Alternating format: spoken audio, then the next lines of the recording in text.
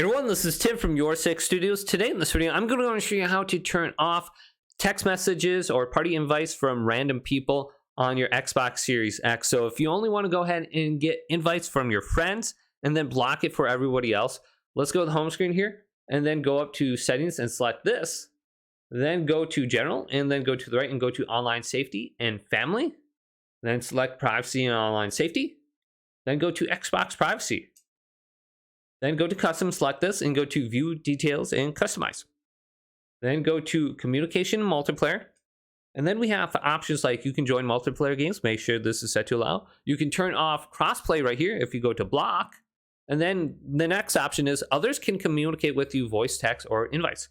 Decide who on Xbox to communicate with using voice and text and who sends you invitations to parties, games, or clubs. So we have everybody selected right now by default. But if I want to go ahead and block getting text messages or like invites from people that aren't my friends, I can literally just set this to friends, or I can go to block, and this will stop all those text messages. I remember when I used to play Rocket League, I would get messages all the time from people. Well, I can just simply go to friends, and this would completely stop that.